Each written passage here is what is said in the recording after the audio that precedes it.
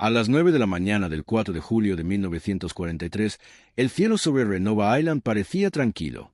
Demasiado tranquilo. El aire estaba cargado de humedad. La selva respiraba lento. El mar, al norte, reflejaba una luz gris que no prometía nada bueno. Para los marines en la playa, aquel silencio no significaba paz. Significaba espera. Detrás de sacos de arena, con las manos apoyadas sobre metal frío de un cañón antiaéreo de 90 milímetros, el soldado raso Evan Evans, 22 años, observaba el horizonte. Llevaba 3 semanas en ese infierno de barro, mosquitos y muerte. Había disparado decenas de veces. No había derribado ningún avión. 2 días antes, en ese mismo punto del mapa que los marines llamaban Suicide Point, 59 estadounidenses habían muerto bajo bombas japonesas. El hospital de campaña había ardido. El combustible había explotado. Los heridos habían quedado atrapados entre llamas y metralla. Evans lo había visto todo, sin poder detener nada. Ahora, a través de las nubes rotas sobre el Blanche Channel, aparecían 16 siluetas. Bombarderos japoneses Mitsubishi G4M Betty, volando en formación perfecta, directo hacia la isla. Renova debía haber tenido radar. Renova debía haber tenido aviso previo. Renova debía haber tenido tiempo. Pero 2 días antes, el radar había sido destruido. Y cuando el radar muere, el cielo deja de avisar. Aquella mañana, sin embargo, algo era distinto. Mientras los bombarderos avanzaban, invisibles para la mayoría de los hombres en tierra, un pequeño grupo de operadores antiaéreos observaba pantallas improvisadas, engranajes girando, agujas temblando. El radar había vuelto, dañado, incompleto, pero vivo. Por primera vez, Renova sabía que iba a ser atacada. Los japoneses creían que repetían una fórmula exitosa. Bombardeo rápido, altura media, retirada limpia. Lo que no sabían era que, en esa playa marcada por la muerte, las matemáticas de la guerra estaban a punto de cambiar. Porque ese día, en menos de media hora, un soldado desconocido, un cañón de 9 toneladas y un sistema que no debía funcionar juntos, iban a convertir el cielo del Pacífico en un lugar del que los bombarderos japoneses no regresarían. Y la pregunta ya no era si Renova volvería a arder. La pregunta era, ¿cuántos aviones podían caer antes de que el cañón se fundiera o antes de que Evan Evans muriera bajo las bombas? Renova Island no aparecía en los mapas escolares. Era una franja de selva húmeda, barro rojo y playas estrechas perdida en las Islas Salomón, un punto incómodo entre rutas navales japonesas y el avance estadounidense hacia Nueva Georgia. Para los estrategas, era un lugar de paso. Para los marines que desembarcaron allí a finales de junio de 1943, era una trampa. El extremo norte de la isla tenía un nombre que nadie había puesto en los documentos oficiales. Suicide Point. Todo pasaba por ahí. Cada barco de suministros, cada evacuación médica, cada carga de munición. Y el enemigo lo sabía. El 9º Batallón de Defensa había llegado el 30 de junio con una misión clara: levantar un paraguas antiaéreo mientras la artillería pesada bombardeaba posiciones japonesas al otro lado del Blanche Channel. Sobre el papel, el plan era sólido. 12 cañones antiaéreos de 90 milímetros, distribuidos en 3 baterías, capaces de alcanzar aviones a más de 10.000 metros de altura. Pero el papel no resiste el primer bombardeo. El 2 de julio, los japoneses atacaron con todo. Bombarderos, cazas de escolta, fuego concentrado. El radar fue destruido en los primeros minutos. Sin aviso, sin cálculo, los cañones dispararon casi a ciegas. Los Betty entraron bajos y rápidos. Golpearon combustible, munición, el hospital de campaña. En cuestión de minutos, la playa se convirtió en un infierno visible desde toda la isla. Camiones derretidos, proyectiles explotando solos, heridos ardiendo donde esperaban ser evacuados. Cuando el ataque terminó, 59 marines estaban muertos, 77 más heridos. Para los hombres del 9º Batallón, el mensaje fue claro y brutal. Si los japoneses regresaban igual, Renova no aguantaría. Esa noche, el teniente coronel William Shaye reunió a los jefes de pieza. No gritó, no prometió refuerzos inmediatos. Solo dijo la verdad. El radar estaba fuera. Las piezas habían fallado. Y el enemigo siempre vuelve. Evan Evans regresó a su cañón después de la reunión y lo limpió hasta bien entrada la madrugada. No por rutina, por rabia. Había disparado 32 proyectiles aquel día. No había acertado nada. Un cañón de 9 toneladas. Un marino entrenado. Y 0 resultados. Mientras la selva volvía a cerrar sobre los cráteres humeantes, Evans entendió algo inquietante. Si los japoneses regresaban antes de que el radar funcionara, Suicide Point haría honor a su nombre. Y esta vez, nadie estaría allí para contar la historia. Antes de seguir, recuerda esto: algunas batallas no se ganan con ejércitos, se ganan con segundos, números y nervios de acero. La noche del 3 de julio cayó sobre Renova como una manta húmeda. Llovía sin parar. Una lluvia espesa, constante, que convertía cada trinchera en una zanja y cada camino en un río de barro. Los marines hacían guardia con el agua hasta las rodillas, empapados, tiritando, maldiciendo la isla y todo lo que representaba. Pero la lluvia traía algo más. Los japoneses no volaban con ese clima. Mientras el cielo se cerraba, el 9º Batallón de Defensa trabajó sin descanso. No para descansar, no para dormir, sino para resucitar lo único que podía salvarlos: el radar. Los operadores del SCR-268 desmontaron piezas a la luz de linternas cubiertas con tela. Usaron componentes recuperados de equipos dañados, cables improvisados, conexiones que jamás habrían pasado una inspección en Estados Unidos. No era una reparación perfecta. No era elegante. Era suficiente. Al amanecer del 4 de julio, los operadores hicieron la prueba. Una señal débil apareció en la pantalla. Luego otra, distorsionada, ruidosa, pero real. El ojo había vuelto a abrirse. A lo largo de la línea de costa, los cañones de 90 milímetros M1 fueron revisados una vez más. Cada uno pesaba casi 9 toneladas. Cada uno podía lanzar un proyectil de 24 libras a más de 10.000 metros de altura. En teoría, podían convertir el cielo en un muro de acero. En la práctica, sin radar, eran poco más que ruido. Los directores de tiro Sperry M4, calculadoras mecánicas diseñadas para seguir aviones con instrumentos ópticos, fueron conectados al radar de la forma más rudimentaria posible. No estaban pensados para trabajar juntos. Las señales llegaban con retraso.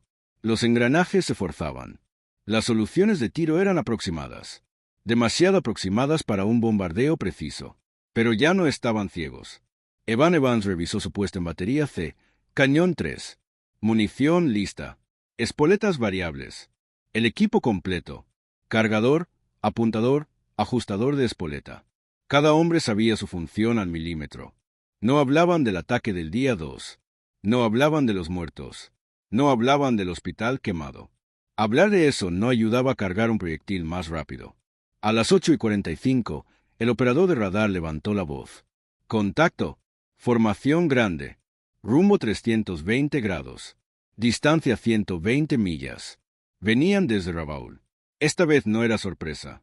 Esta vez Renova los veía venir. Y mientras las agujas temblaban en las pantallas y los cañones comenzaban a moverse lentamente hacia el cielo, Evan Evans sintió algo nuevo, algo peligroso. No miedo, expectativa. Porque por primera vez desde que había llegado a esa isla maldita, la próxima explosión no sería solo para sobrevivir. Sería para responder. A las 9:15, la sirena de ataque aéreo rompió el aire. No fue un sonido heroico. Fue un lamento largo, mecánico, que todos en Renova conocían demasiado bien. En segundos, la playa se vació. Los marines corrieron hacia refugios, trincheras, agujeros excavados a mano. Los camilleros agarraron sus botiquines. Los ingenieros soltaron herramientas. Solo hubo un grupo que no se movió. Los cañones. Evan Evans se colocó detrás del suyo y ajustó el casco. El metal estaba frío. La arena seguía húmeda por la lluvia nocturna. A su alrededor, su equipo se movía en silencio, automático, como si cada gesto estuviera grabado en el cuerpo desde hacía años. A 50 millas, los bombarderos japoneses descendían a 10.000 pies. Altura perfecta para atacar. Altura peligrosa para quien no pueda alcanzarlos. El radar enviaba datos sin descanso. Distancia, altitud, velocidad. Los números no dejaban espacio para ilusiones. A 260 millas por hora, los Betty cruzarían el último tramo en minutos. No habría segunda oportunidad. El teniente coronel Shaie dio la orden. Fuego cuando estén a rango. A las 9:20, los 12 cañones de 90 milímetros abrieron fuego casi al mismo tiempo. El sonido fue brutal. No una explosión. Un martillo constante golpeando el aire. Cada 3 segundos, un proyectil salía disparado hacia el cielo a más de 850 metros por segundo. El retroceso hacía temblar la tierra. El polvo caía de los sacos de arena.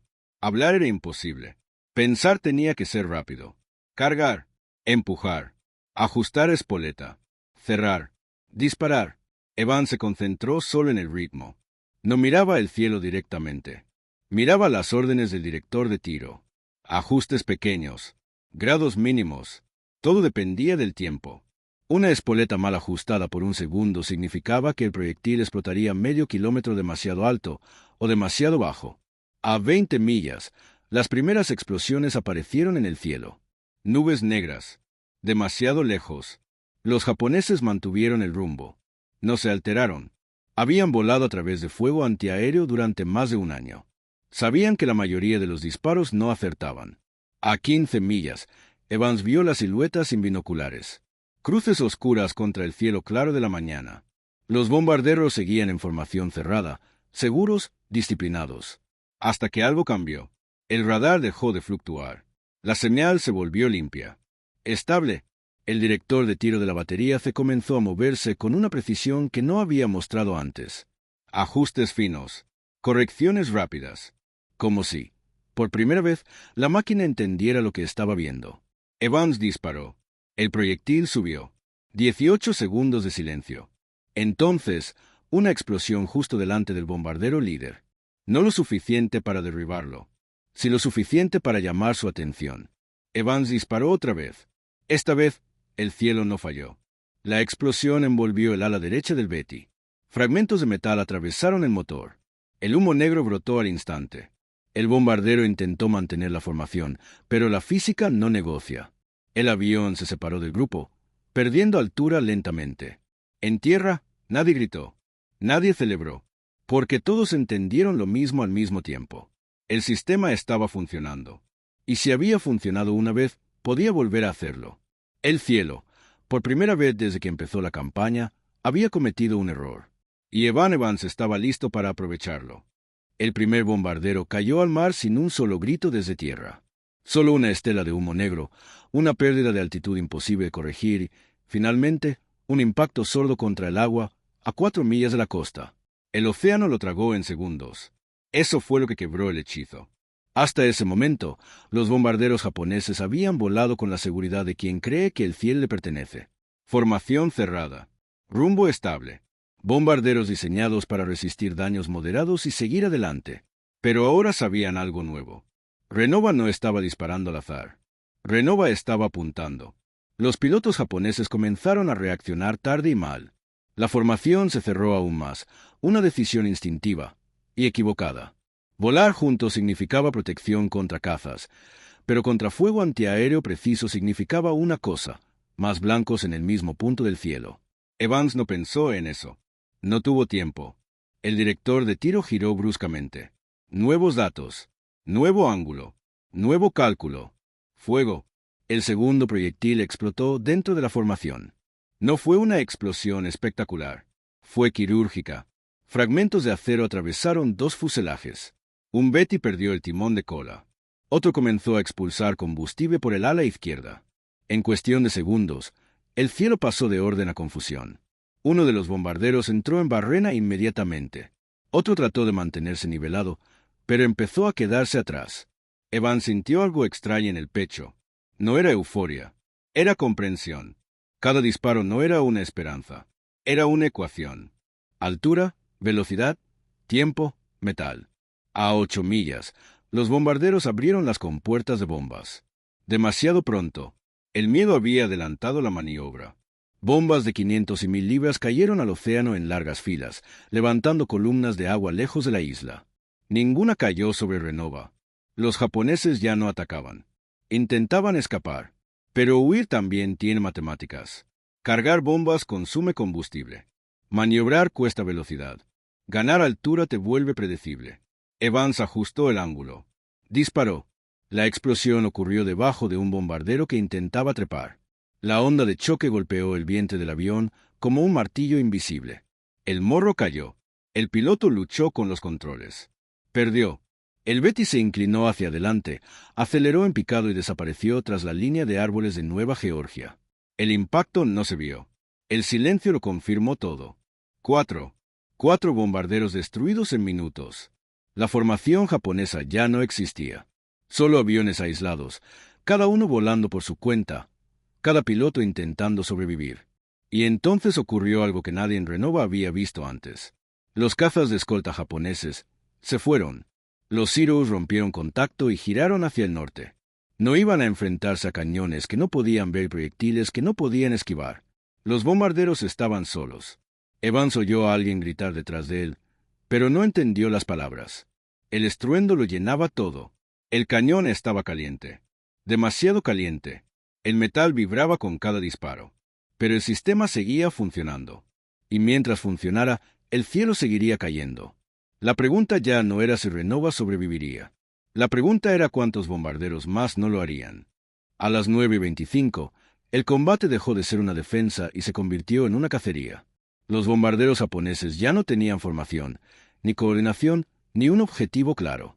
Cada tripulación estaba sola dentro de su propio avión, rodeada de explosiones, intentando huir de un enemigo que no podían ver. Desde tierra, Evans observaba cómo el cielo se fragmentaba. Un Betty viró hacia el oeste, buscando refugio a la distancia. Otro descendió bruscamente, tratando de esconderse bajo el radar. Dos más se separaron hacia el norte, trepando con motores al límite. Todos cometían el mismo error. Seguían siendo previsibles. El radar SC-268 no necesitaba verlos todos a la vez.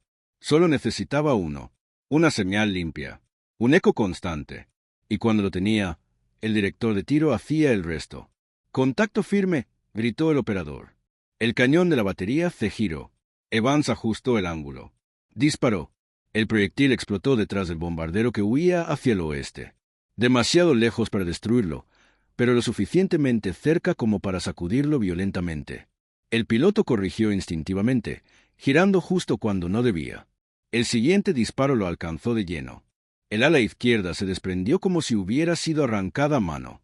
El fuselaje giró una vez y cayó en espiral hacia el mar. No hubo explosión. No hubo fuego. Solo gravedad. 5. El siguiente blanco volaba abajo, apenas a 5.000 pies, intentando mantenerse fuera del cono de fuego. Evans supo que no funcionaría. El SC-268 seguía captándolo. Disparó 2 veces.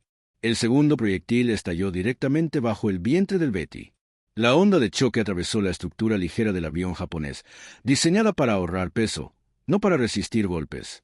El morro cayó. El piloto perdió el control. El bombardero desapareció hacia el interior de Nueva Georgia. 6. El cañón estaba al rojo vivo. El cargador gritó que el ritmo era insostenible. El artillero miró el indicador de temperatura.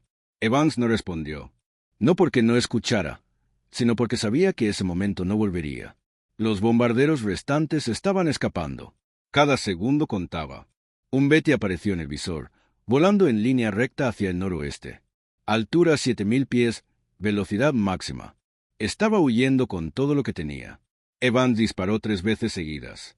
El tercer proyectil detonó dentro del compartimento de bombas. El resultado fue inmediato. El bombardero se desintegró en el aire. Fragmentos de ala, cola y fuselaje salieron despedidos en todas direcciones. Una explosión secundaria confirmó lo inevitable. El avión aún llevaba bombas. 7. El silencio dentro de la batería se fue absoluto durante medio segundo. Luego, el cielo volvió a moverse.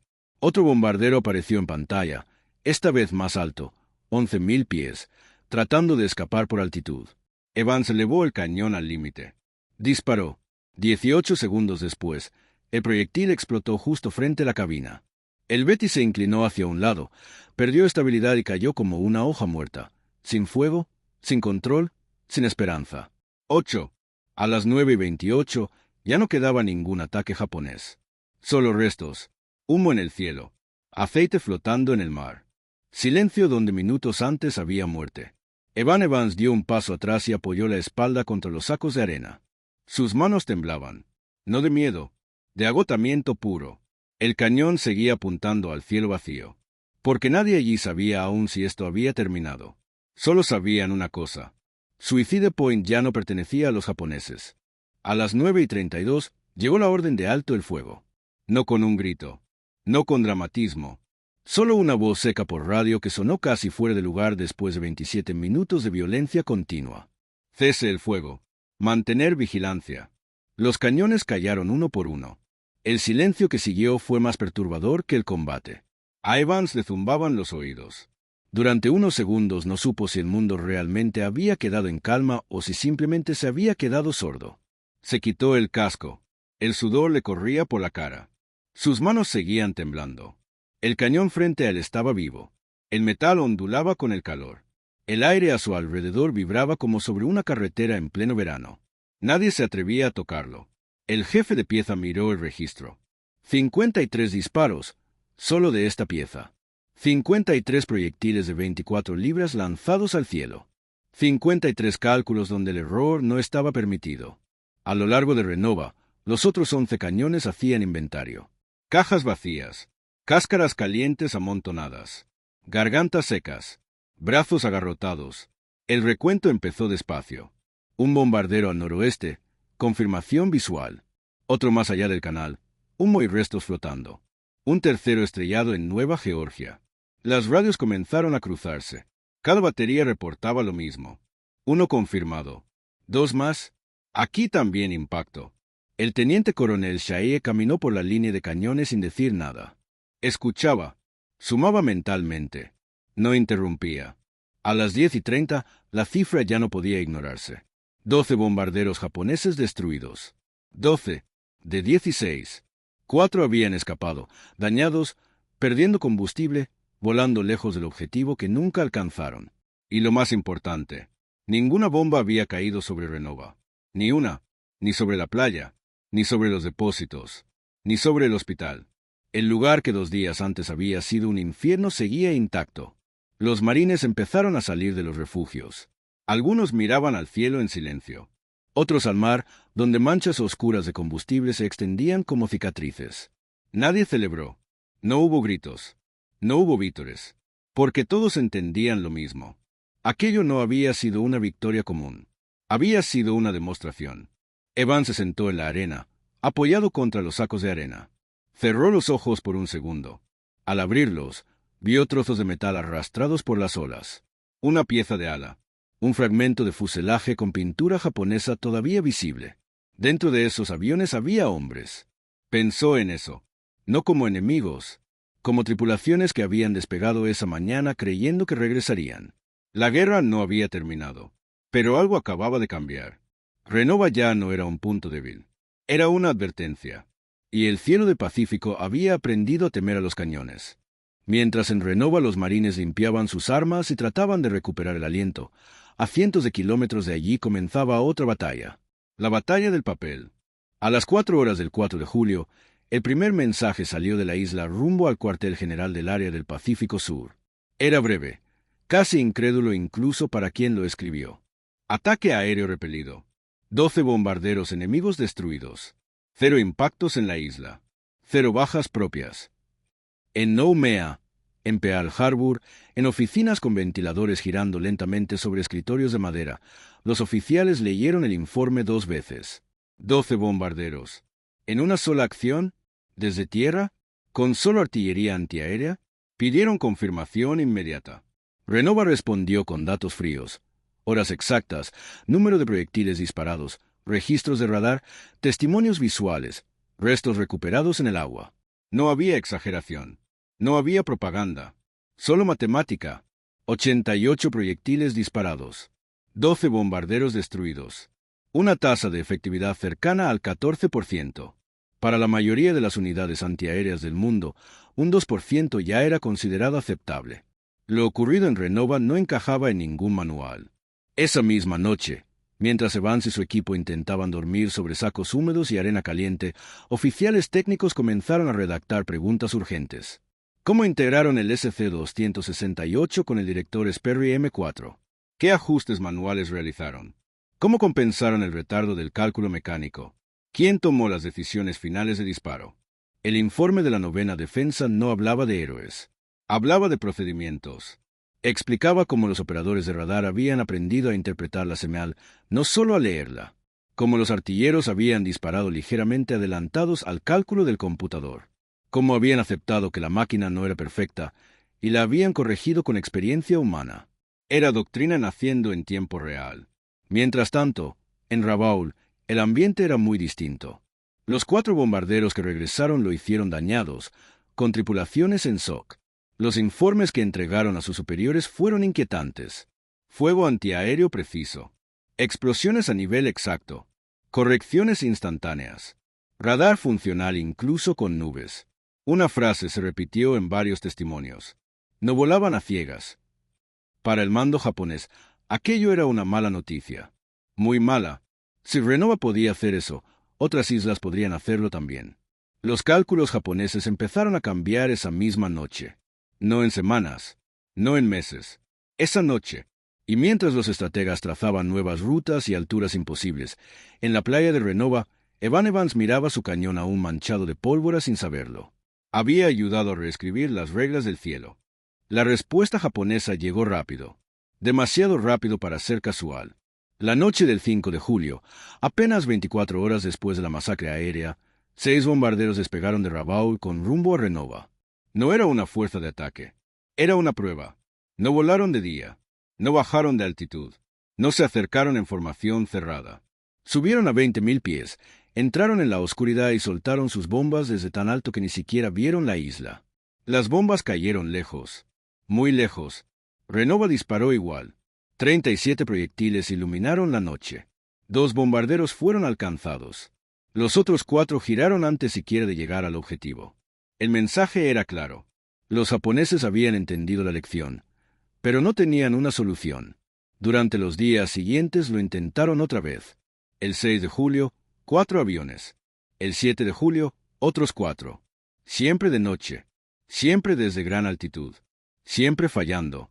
La precisión había desaparecido. La sorpresa también. El coste era demasiado alto para lo que obtenían a cambio. Renova ya no era un blanco. Era una zona prohibida. Para Evan Evans y su equipo, la guerra entró en una fase extraña. Seguían cargando munición. Seguían haciendo guardia. Seguían durmiendo a ratos, con el casco puesto y el fusil cerca. Pero algo había cambiado en el ambiente. Los marines caminaban por la playa con menos prisa. Los suministros llegaban sin interrupciones. Los heridos podían ser evacuados sin temor a un ataque sorpresa. El nombre Suicide Point dejó de escucharse. Nadie lo anunció oficialmente. Simplemente dejó de usarse. Mientras tanto, los grandes cañones de 155 milímetros comenzaron a trabajar sin descanso. Día y noche. Disparaban al otro lado del canal contra posiciones japonesas en Nueva Georgia. Búnkeres, depósitos, rutas de abastecimiento. Sin ataques aéreos que los molestaran, la artillería americana operaba con libertad total. Eso aceleró todo. Las posiciones japonesas comenzaron a colapsar. Las líneas de suministro se rompieron. La resistencia se volvió fragmentada. El camino hacia Munda se abrió. Y todo había comenzado con una mañana de 27 minutos, 88 proyectiles y un puñado de marines que no fallaron cuando el cielo los puso a prueba. Evans no pensaba en eso mientras limpiaba su cañón cada tarde. No pensaba en estrategia, ni en historia. Pensaba en que Metal seguía intacto, en que su equipo seguía vivo, en que, por primera vez desde que llegó a Renova, la isla respiraba. Lo que acabas de escuchar no fue suerte. Fue cálculo, sangre fría y una decisión que cambió el cielo para siempre. Quédate, porque lo que viene es aún más impactante. En los documentos oficiales, la batalla de Renova quedó resumida en cifras limpias. 12 bombarderos enemigos destruidos. 0 impactos en la isla. 0 bajas propias durante el ataque. Una página. Quizá 2. Pero la guerra nunca cabe en una hoja de papel. Porque cada bombardero que cayó llevaba 7 hombres dentro. Pilotos, navegantes, artilleros. Algunos murieron al instante. Otros no. Durante los días siguientes, patrullas americanas encontraron restos flotando mar adentro. Asientos, chalecos salvavidas destrozados, cascos, un cuerpo aquí, otro más allá. Y hubo algo que nadie escribió en los informes. Algunos tripulantes japoneses sí lograron saltar. Paracaídas vistos descendiendo sobre mar. Hombres luchando contra las olas, heridos, agotados, aferrándose a la vida mientras las corrientes los arrastraban lejos de la costa. Los marines los vieron, y no hicieron nada. No por crueldad, no por odio, porque detener una lancha, romper el perímetro, arriesgar hombres para rescatar pilotos enemigos en una zona aún activa, podía significar otro ataque, otra masacre. La guerra no siempre te da opciones limpias. Evans vio uno de esos paracaídas desde la posición del cañón, blanco contra el azul del agua, bajando lento, demasiado lento. Nunca supo qué pasó con ese hombre. Nunca lo preguntó. Esa fue la parte del combate que se quedó con él. No los disparos, no las explosiones, sino el silencio posterior, cuando ya no había nada que hacer. Con el paso de las semanas, Renova se convirtió en una base segura. El nombre del lugar desapareció de los comunicados japoneses. Las rutas aéreas cambiaron. El riesgo ya no valía la pena. El 9º Batallón de Defensa siguió adelante. En octubre se trasladaron a Nueva Georgia, luego a Guam, luego a otros puntos donde el cielo debía ser defendido. Dispararon más, acertaron más, pero nunca volvió a repetirse algo como el 4 de julio de 1943. Ni siquiera cerca, porque aquel día no fue solo habilidad. Fue alineación perfecta, radar funcionando justo lo suficiente, máquinas que no fallaron, hombres que no dudaron, y un enemigo que todavía no sabía que las reglas habían cambiado. Años después, los historiadores llamarían a Renova un punto de inflexión técnico. Los manuales de artillería antiaérea incluirían sus lecciones. Las estadísticas mejorarían en todo el Pacífico. Pero Van Evans nunca usó esas palabras. Para él, Renova fue el día en que descubrió que hacer todo bien no siempre se siente como una victoria. A veces, se siente como algo que te acompaña para siempre. La mañana siguiente fue extrañamente normal. El sol salió sobre Renova como cualquier otro día. El mar estaba en calma. Las palmeras seguían en pie. Si no fuera por los restos flotando mar adentro, nadie habría imaginado que 12 aviones habían caído del cielo allí mismo. Los marines volvieron al trabajo. Descargar suministros, revisar posiciones, reparar equipos. La guerra no se detiene para reflexionar. Evans pasó la mañana limpiando su cañón de 90 milímetros, lo hizo en silencio, con la precisión casi ritual que había aprendido en semanas de combate. El tubo seguía caliente horas después del último disparo. El acero había aguantado. El arma había cumplido. No todos los hombres aguantan igual. Algunos miembros de la dotación vomitaron al terminar. Otros se sentaron contra los sacos de arena sin decir una palabra. Uno empezó a temblar y no pudo parar durante casi una hora. Nadie los juzgó, porque todos sabían lo mismo. Si el cañón hubiera fallado, si el radar se hubiera vuelto a apagar, si uno solo de esos bombarderos hubiera llegado al objetivo, Renova habría vuelto a arder. Ese mismo día llegaron los oficiales, primero del regimiento, luego del cuartel general del área del Pacífico Sur. Hicieron preguntas, muchas, querían números, querían procedimientos, querían saber cómo un batallón había logrado lo que otros no habían conseguido en meses. Evans apenas habló. No era su trabajo explicar. Su trabajo había sido cargar, apuntar y disparar. Otros escribieron los informes. Los operadores de radar, los oficiales de control de tiro, los comandantes de batería. Las hojas viajaron rápido, de Renova a Guadalcanal, de Guadalcanal a Pearl Harbor, y en cada despacho la reacción fue la misma. Sorpresa, luego incredulidad, luego una pregunta inevitable. ¿Puede repetirse? La respuesta honesta era incómoda.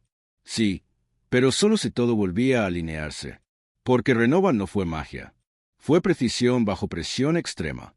Y eso no siempre se puede ordenar desde un escritorio. Mientras tanto, los japoneses ya estaban reaccionando. Los pocos bombarderos que regresaron a Rabaul llevaron un mensaje claro. El cielo sobre Renova había dejado de ser seguro. Las incursiones diurnas cesaron casi por completo. Las siguientes serían nocturnas, altas, imprecisas. El miedo había cambiado de bando. Sin que Evans lo supiera, aquel 4 de julio había marcado el principio del fin para la aviación japonesa en esa parte del Pacífico. No por una gran batalla aérea, no por un portaaviones hundido, sino por un grupo de marines en una playa embarrada que demostraron que el cielo también podía defenderse desde abajo. Los japoneses regresaron, pero ya no eran los mismos. La noche del 5 de julio, solo 6 bombarderos aparecieron en los radares. No venían en formación cerrada. No volaban bajo. No se acercaron con confianza. Atacaron desde gran altura, casi a ciegas. Las bombas cayeron lejos de la isla. Explosiones en el mar. Agua y fuego, nada más. Los cañones de 90 milímetros dispararon de nuevo. 37 proyectiles. 2 impactos confirmados. Los bombarderos giraron antes de completar la pasada. Fue entonces cuando los oficiales lo entendieron. Renova había cambiado el comportamiento del enemigo. Eso es raro en la guerra. Muy raro. Normalmente, el enemigo insiste. Aumenta el número. Aprieta hasta romper. Aquí no. Aquí el enemigo empezó a evitar. El 6 de julio, llegaron 4 aviones. Otra vez de noche. Otra vez desde arriba. Otra vez sin resultados. Después, silencio. Las estadísticas lo confirmaron días más tarde. Los ataques japoneses sobre Renova cayeron casi a cero. Y eso tuvo consecuencias enormes. Sin bombardeos constantes, la artillería pesada americana pudo trabajar sin interrupción. Los cañones Lontom de 155 milímetros dispararon día y noche contra las posiciones japonesas en Nueva Georgia. Cada proyectil que salía de Renova era posible gracias a que nadie bombardeaba la playa. Y cada disparo acercaba a los estadounidenses a un objetivo clave, el aeródromo de Munda. Munda era el corazón de poder aéreo japonés en la región. Mientras siguiera activo, los japoneses podían seguir luchando. Cuando Munda cayó el 5 de agosto de 1943, la campaña del centro de la Salomón prácticamente terminó. La ofensiva americana avanzó. Los japoneses retrocedieron. Y todo había comenzado en una mañana de julio, con 12 aviones cayendo del cielo. Evans siguió con su vida. No dio entrevistas. No fue llevado de gira. No recibió medallas inmediatas. En el cuerpo de marines, la defensa antiaérea era trabajo de rutina. Pero entre los hombres que estuvieron allí, Renova nunca volvió a ser un punto cualquiera del mapa. Fue el lugar donde entendieron algo aterrador. Que con radar, cálculo y disciplina, un puñado de hombres podía destruir una fuerza aérea entera. Y que después de eso, el enemigo recuerda.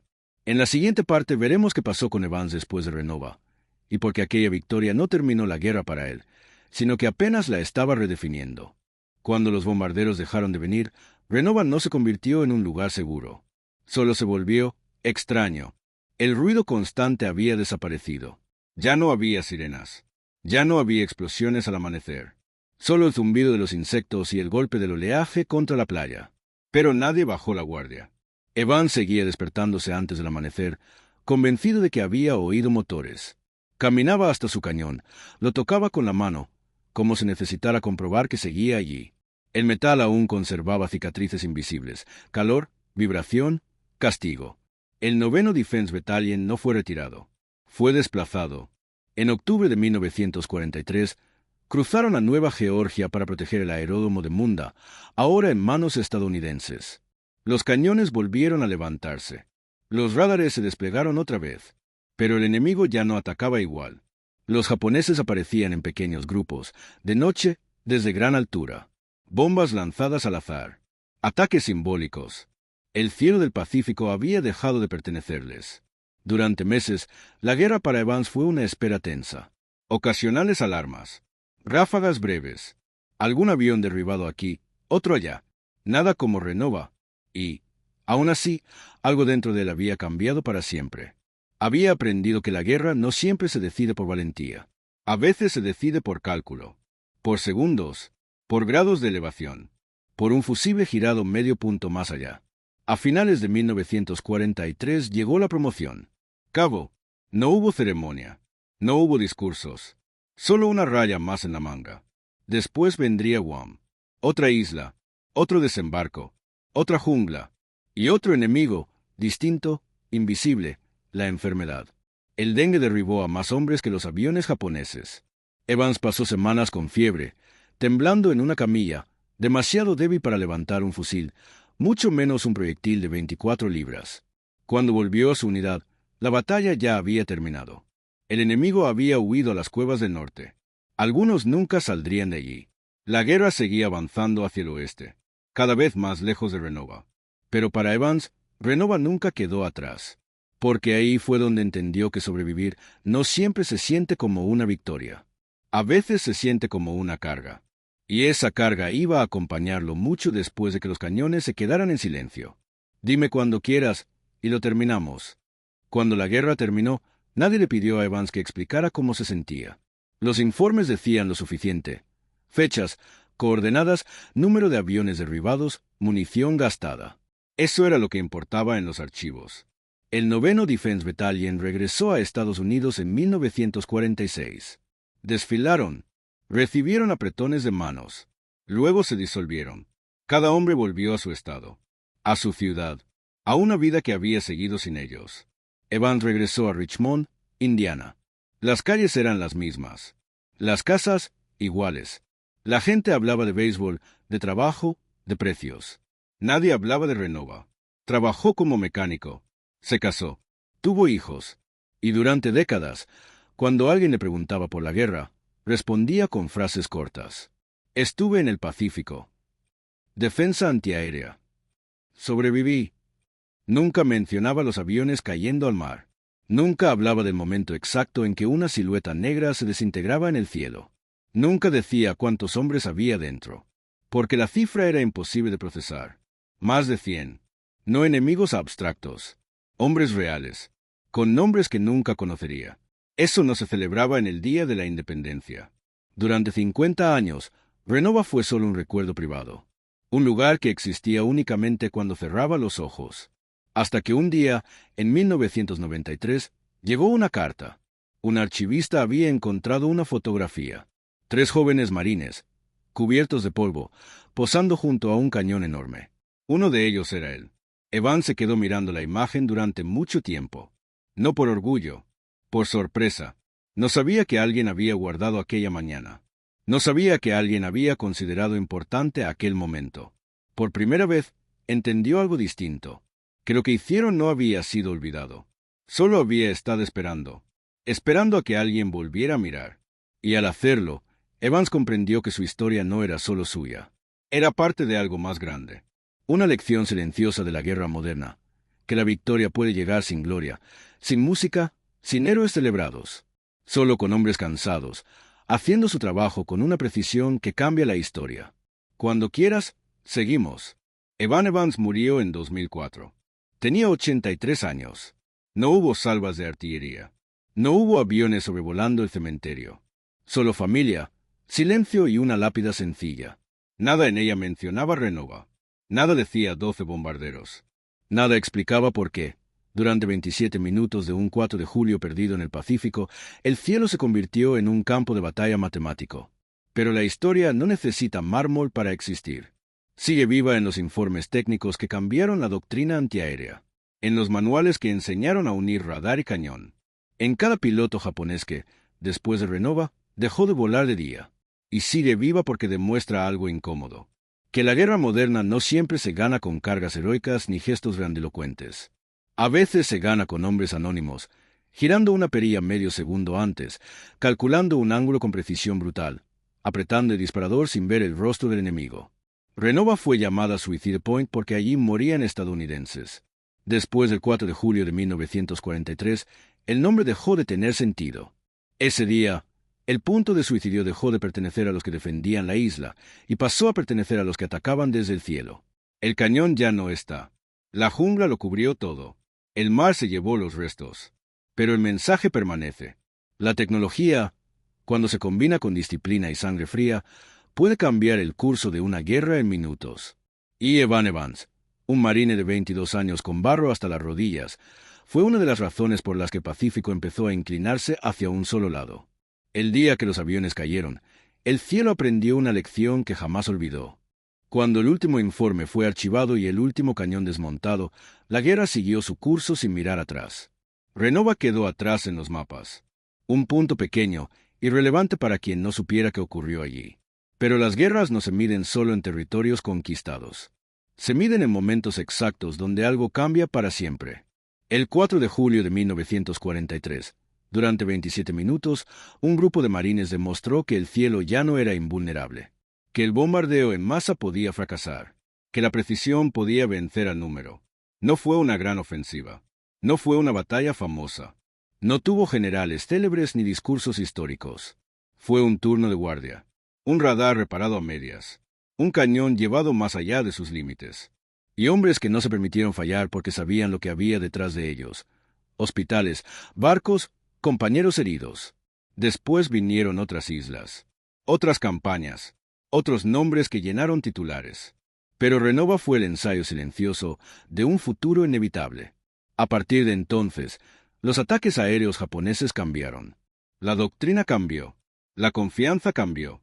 Y todo empezó allí, con un marine que no buscaba ser recordado, apretando el gatillo de un arma demasiado grande para la historia que iba a contar.